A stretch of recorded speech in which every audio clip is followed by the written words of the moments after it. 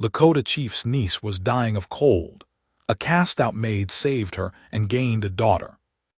The matches were wet. That's what I remember first, not the cold, not the child, not any of what came after. Just me kneeling in the snow beside that overturned freight wagon, working through a tin of matches one by one, each one going dark before the flame could catch the kindling. The wind came off the bluffs from the northwest and it didn't gust. It just pressed steady, mean, like something with intention. 11 matches gone. I had maybe 6 left. The child hadn't made a sound in 4 minutes. I ought to back up a little. My name is Gideon Crail. I was 51 years old that winter, which means I've now carried this story for going on 16 years, and I still don't know that I've got the order of it straight in my head. Memory doesn't line up neat. It comes back in pieces, the smell of pine resin smoke, the weight of a girl's body through a buffalo robe, the sound a particular voice makes when it's trying not to show fear. So I'll tell it the way it comes, and you'll have to forgive me if I double back. I had been working the freight run between the trading post at Cutter's Fork and the garrison at Fort Morrow for going on 3 years. Before that I'd done a season of cattle work up from Texas. Before that I'd tried my hand at a placer claim in the mountains that didn't amount to a thing. And before that, well, before that is a different story and not one I'm telling tonight. The point is that, by the winter I'm speaking of, I was a man who had shed most of what he'd once owned, including whatever it was that used to make him easy to be around. I wasn't mean. I want to be clear about that. I wasn't a man who hurt people. But I'd gone quiet in a way that made folks uncomfortable, the way a fire that's burned down to coals can still throw heat but doesn't give you any light to see by. Men I worked alongside for months wouldn't have known my first name. I preferred it that way. It seemed simpler. The freight outfit I worked for was a man named Aldous Preck, who ran 3 wagons and kept a semi-permanent camp at the fork where the Cannonball River bent east. Preck was not a bad man either, just a careful one, which meant he watched his margins close and his workers closer. I drove the middle wagon, a Conestoga with a cracked doubletree I'd repaired myself twice with rawhide and a prayer. I was paid $1.50 a day, which was fair, and I was left alone, which was the thing I actually wanted. That November we had 2 runs left before Preck would winter the wagons, and on the second to last one I was coming back from the garrison light, just my empty rig and a crate of dispatches, when the storm moved in faster than the sky had given me any reason to expect. I'd seen storms hit the northern plains before. I knew what that color of cloud meant when it came over the ridge. But this one had a different motion to it, a rolling low pressure that turned the afternoon gray inside of 20 minutes, and by the time I'd crossed the dry creek bed at the base of the bluffs, I couldn't see the wheel ruts ahead of me. I was picking my way careful when I almost drove over the edge of the other wagon. It was a single-horse rig, a light buckboard or something close to it, and it had gone over where the road bent around a rock shelf. One wheel had caught the drop and taken the whole work sideways into a snow-filled gully maybe 6 feet down. The horse was gone. I found out later it had broken its traces and run, which horses will do when they're frightened and nobody can rightly blame them. The driver's seat was empty, and in the bed of that wagon, wrapped in a buffalo robe that had come half open in the tumble, was a girl. She was maybe 7, 8 years old. Lakota, from the cut of her moccasins and the beadwork on the robe's edge, small geometry in blue and white that I'd seen on trade goods from the Standing Rock Band. She was breathing, barely. Her lips had gone the color of a bruise, and when I got my hand to her forehead she was past the shivering stage, which is the stage you don't want to be past. I got down into that gully, lifted her out, wrapped the robe tight and carried her back up to my wagon. Set her in the box behind the seat where I kept my bedroll, put that over her too, and then tried to build a fire with what I could find. 11 matches, wet kindling, wind that didn't gust, just pressed. On the 12th match I got a curl of bark to take, and I nursed that thing like it was the last live coal on earth, feeding it shreds of dry grass from under the wagon box, then splinters, then a piece of the crate. I had a small fire going inside of 15 minutes, built in the lee of my wagon with rocks stacked around it to hold the heat. I set her close enough to warm, but not so close she'd get burned if she couldn't feel her extremities yet. Then I stood up and looked around and realized I had no idea what I was going to do next. The girl needed shelter. Real shelter, not a fire in a ditch. The garrison was 12 miles east, and I wasn't sure I could make that road in this weather. Cutter's Fork was 9 miles back the way I'd come, and I liked those odds somewhat better, but I still had a child who might not survive 9 miles of open plain in a freight wagon. I was trying to work the problem when I heard boots on frozen ground coming from the direction of the rock shelf. I had my rifle up before I'd finished turning. She was coming down the slope with her hands open at her sides, not raised, just open, and even through the snow and the failing light I could see she'd done that on purpose. She knew what a spooked man looked like, and she knew how not to get shot by one. She was white, or white enough. I learned later she was half Irish, half something she didn't discuss. She was maybe 35. She had a canvas pack on her back that looked heavy and a wool coat that was soaked through at the shoulders, and she had blood on the left side of her face from where, I later learned, she'd gone over with the wagon and hit the shelf on her way down. She'd been out in the snow for the better part of an hour looking for the child. I lowered the rifle. She said, "She's alive." It wasn't a question. I said she was. She came the rest of the way down and went straight to the girl without looking at me again, and the way she touched her, checking her fingers, her feet, the color behind her ears, told me she knew what she was doing. She didn't move like a nurse, exactly. She moved like a woman who had learned practical medicine out of necessity rather than schooling, which is sometimes the better kind. Her name, she told me eventually, was Nora Fenn. The girl's name was Winona. She was the niece of a Lakota headman named Chaska, whose band wintered in the valley east of the bluffs. Nora had been taking her from the trading post back to the camp. She worked at the post, or had worked at the post, and the nature of that past tense she didn't explain right away. What I didn't ask, and what she didn't offer not that night, was any of the rest of it. I broke down what I could from my wagon to extend the windbreak, and Nora produced from that canvas pack a collection of things that impressed me. A small tin of rendered fat, a packet of dried yarrow, a length of flannel, a coil of wire, a folding knife, a second box of matches in a waterproofed pouch. Whoever had cast this woman out, and I could see from the way she moved through the world that they hadn't taken her resourcefulness with them. We worked through the dark hours in shifts.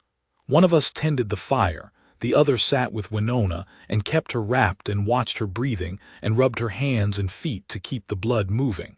I don't know how many hours that went on. The storm didn't let up until somewhere near dawn, and by then I'd lost the feeling in my left boot twice. Around 3 in the morning, Winona woke up. She looked at Nora first, which made sense, she knew her. Then she looked at me. I don't know what she saw, a big man with a face like weathered oak probably, a stranger. She pulled the buffalo robe tighter. Nora said something to her in Lakota.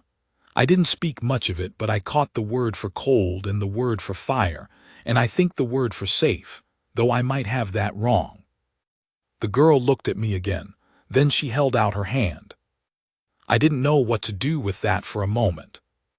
I took it.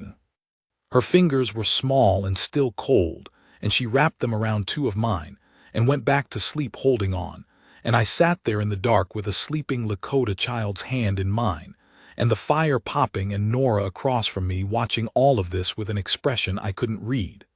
She had cleaned the cut on her face with yarrow and it had stopped bleeding. She looked tired down to the bone. She said quietly, so as not to wake the girl, "You got 11 matches out of the tin before you gave up and tried the 12th.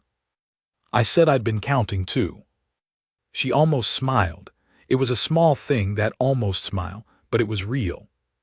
By first light, the storm had blown itself past, and the sky went the color of a new tin cup. I got the horses hitched and we loaded the girl into the wagon box between us on the seat, wrapped in every piece of cloth we had between us. I drove. Nora sat with one arm around Winona and the other hand braced on the seatboard, and we didn't talk much, just the practical things: which way, how far was that smoke on the ridge. It was smoke on the ridge. Chaska's camp had sent riders out when Winona didn't return. They found us about 2 miles from where the road bent back toward the valley, 4 horsemen coming through the thinning snow with their rifles visible but not raised.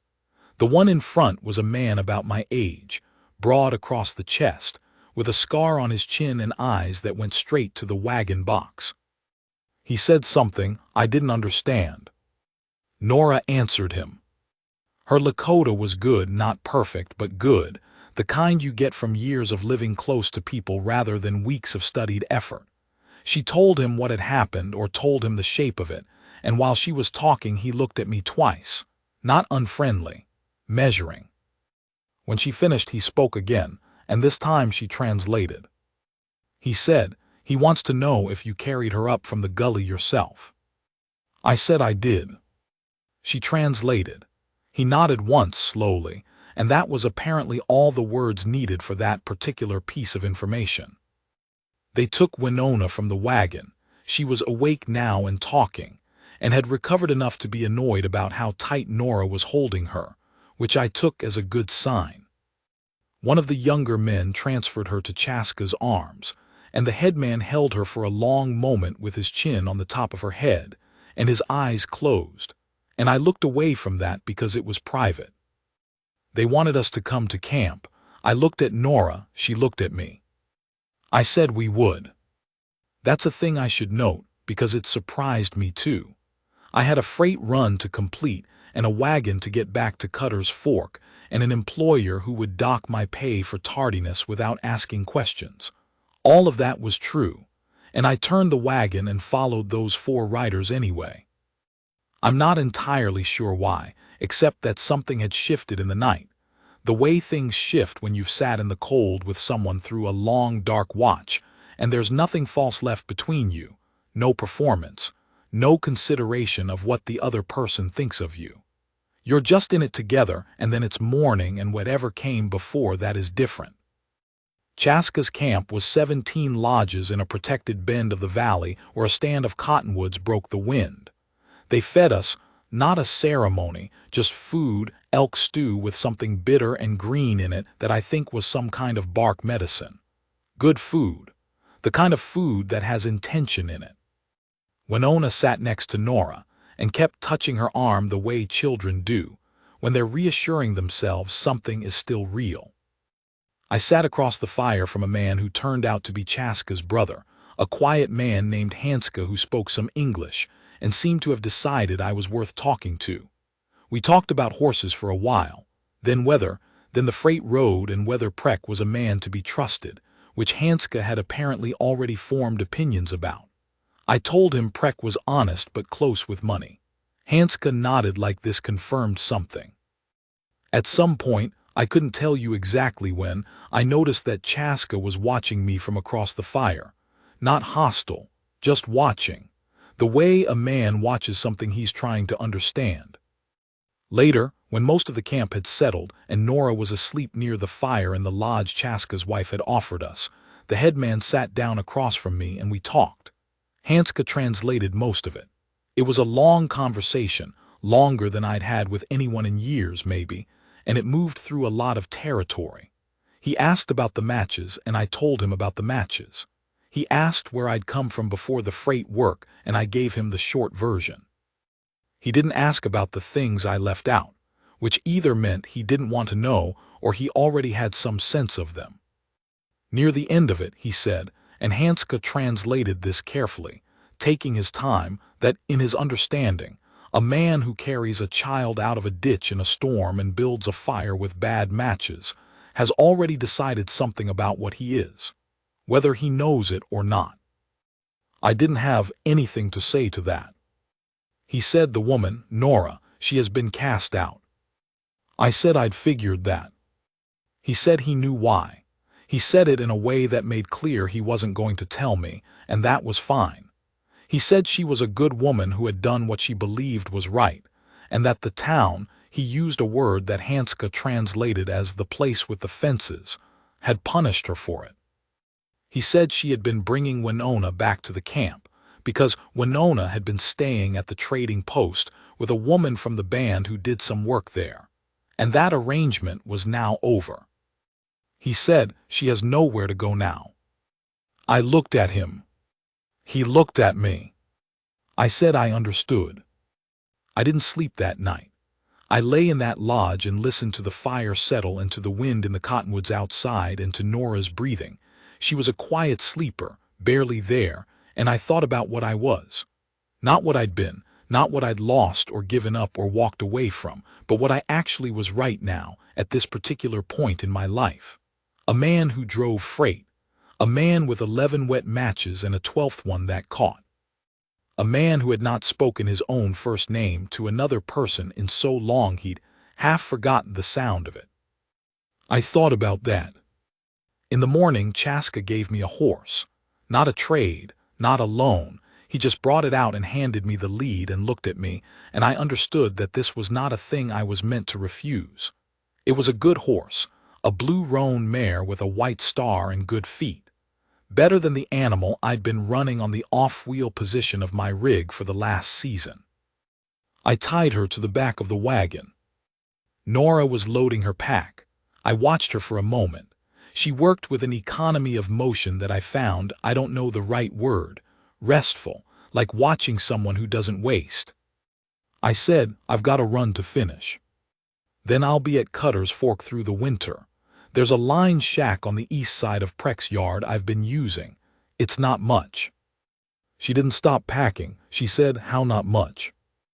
I said there was a stove and a roof, and the roof didn't leak where the bunk was. She said that sounded fine.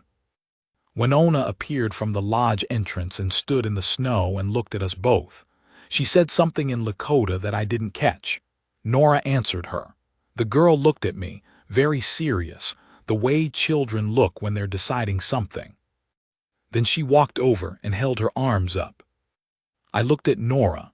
Nora looked at the sky like she was checking the weather. I picked Winona up. She put both hands on the sides of my face and looked at me from about 8 inches away for a long, solemn moment.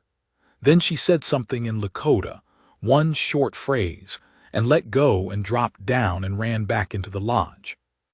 I looked at Nora again.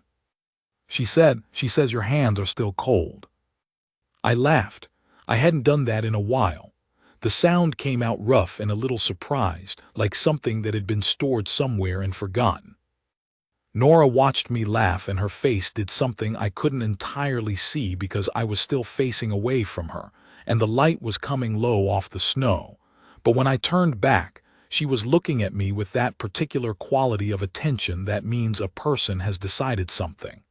I didn't know what she'd decided. Not yet. I just knew she'd made up her mind about it. We drove back to Cutter's Fork in a thin, brilliant winter light, the kind you only get after a bad storm when the air has been scoured clean and every shadow is sharp and blue. She sat beside me on the seat, and we talked some and didn't talk some, and neither was uncomfortable. She told me the shape of what had happened to her at the trading post, a dispute about inventory that had been used as cover for something more personal, a man who'd wanted something she wouldn't give, and the owner of the post who'd found it simpler to believe the man than to keep a woman who caused trouble. She told it plainly, without asking for sympathy or performing outrage. It had happened. She'd survived it. She was deciding what came next. I told her the line shack had a second bunk. I told her I could speak to Preck about work in the trading dry goods that came through the yard, if she wanted it. I told her I didn't know what any of this was, and I wasn't going to pretend I did. She said that's an honest answer. I said it was the only kind I knew how to give. The road curved around a shelf of rock and the valley opened below us, Cutter's Fork in its cluster of buildings, smoke rising from 3 chimneys, the river a dark line through snow. I'd driven into that view 200 times and never thought much about it. Now I looked at it differently. I'm not sure I can explain exactly why. It was just a small place in a big country, same as it had always been. But I was looking at it from beside someone who had nowhere else to go, and I had become, without making any particular decision to become it, the person who had offered her somewhere. That felt like something. We stayed at Cutter's Fork through the winter. Prek was cautious about Nora at first. He was cautious about everything, but she had a head for figures and a manner that made people feel attended to without being fussed over, and within 3 weeks he was wondering how he'd run the dry goods without her. I went on doing what I did, driving the rig when weather allowed, repairing tack, splitting wood, the ordinary maintenance of a working freight yard in winter. The line shack was as small as I'd said, but we made it work. Winona came twice before the deep freeze set in, brought by a cousin of Chaska's who made the ride from the camp on some pretext or other that everybody understood was the pretext it was. The second time she came, she brought a small piece of beadwork, blue and white, the same geometry as the robe's edge, and gave it to me with a seriousness that I matched as best I could. I still have it. It's sitting on a shelf in the house I'm living in now, which is a different story, but one that starts from there. I'm going to tell you about the day in February. It was maybe 6 weeks after the storm, give or take. We'd had a hard cold snap, 40 below for 3 days, and then a sudden break, a Chinook that came off the mountains and raised the temperature 30 degrees in a single morning. The kind of break that makes you want to walk out and look at the sky just to confirm it's real. I'd gone out to check on the horses, and when I came back to the shack the door was open, and Nora was standing in the doorway with a cup of coffee and her coat half on, looking south toward where the bluffs caught the first of the warm air. She heard me coming. She didn't turn around right away. I came up beside her and took the coffee. She'd poured it for me. I understood that and stood there drinking it. The snow was starting to melt off the south-facing eaves. You could hear it dripping. She said eventually, I was not a person who asked for help easily, before. I said I knew. She said, I need you to know that what I'm going to say I've thought about seriously, and it's not me being desperate. I'm not desperate. I want to be clear about that. I said I knew that too. She turned and looked at me then. She had a directness to her that I'd come to rely on. She didn't wind around a thing, didn't soften what she said past the point of honesty. She looked at me the way she always looked at me, like she was seeing what was actually there. She said, I want to stay, not through the season, longer than that. I want to stay with you. I had the coffee cup in my left hand and I reached out with my right, and she put her hand in it and I held it. Not a dramatic thing. Just 2 people standing in a doorway with the Chinook coming off the mountains, and the snow running off the eaves and the rest of it, out there waiting to be figured out. I said I'd like that. She said I thought you might. I just needed to say it out loud. We stood there a while longer, and the sun came the rest of the way up over the bluffs and hit the snow, and the whole yard lit up white and gold, and I thought about 11 wet matches and a 12th one that caught. I thought about what Chaska had said about a man who has already decided something about what he is, whether he knows it or not. I think I had decided something, out in that ditch in the dark. I just hadn't known the name of it yet. The name of it was this, that I was still here. That I was a man who got down into a gully in a storm for a child who wasn't his, who built a fire with bad matches and a prayer, who offered what he had to a woman who'd been cast out for doing what was right. That I was a man who could still do those things. That was worth something. Maybe it was worth more than I'd been willing to give it credit for. Nora's hand was warm in mine. The coffee was going cold, but I didn't care. In the spring, Chaska came himself to the trading post. He stayed 2 days. He and I talked horses and weather and the state of the freight road, and he met with Prek about some arrangement that I wasn't a part of and didn't ask about. On the morning he left early, before most of the yard was up, he stood by his horse and looked at me for a moment. He said in English, which he didn't often use, and which meant he wanted to make sure I didn't miss it, he said, "You are a man who stays." I said I was working on it. He said that was enough. He rode out of the yard at a walk, unhurried, and the morning was gray and still, and I watched him go until he was past the first bend in the road, and then I went in and built up the fire and put water on to boil and waited for Nora to wake up. That's most of it. There's more, there's always more, but most of it is just living, which doesn't compress down into a story the same way. I will tell you that Winona spent 2 summers with us and 1 full winter, and that she was, by any measure that mattered, a daughter to Nora in the way that daughters don't always come from blood. She had her uncle's directness and her own considerable opinions, and she called me by my first name, which almost nobody did, and she said it like it was the most ordinary thing in the world, which by then maybe it was. I will tell you that Nora and I are still here, still in the same country, different house, a real house now, with a wood floor and 2 rooms and a window that faces east so you get the morning light. The roan mare is out in the pasture, gray in the face now but still good. Nora has a kitchen garden that she tends with the same economy of motion I noticed that first morning. I still drive freight in the season, though I've cut back. Some mornings I sit on the step with my coffee and watch the light come up over the bluffs, and I think about that storm, and about a child's cold hand wrapped around 2 of my fingers in the dark, and about a woman who came down a snowy slope with her hands open at her sides so as not to get shot. I think about what it is to be seen, not celebrated, not rescued, just seen, looked at straight by someone with clear eyes who decided you were worth staying for. That's not nothing. That's about the furthest thing from nothing there is. I've got an old tin in the back of a drawer with a few spent matches in it. I kept them. I don't know why exactly. Nora found them once and asked, and I told her the story, the part about the 11 matches, and she was quiet for a moment and then she said, "You kept going." I said I had a reason to. She looked at me the way she looks at me, the one where I know she's deciding nothing, because she already decided it a long time ago, and she went back to what she was doing.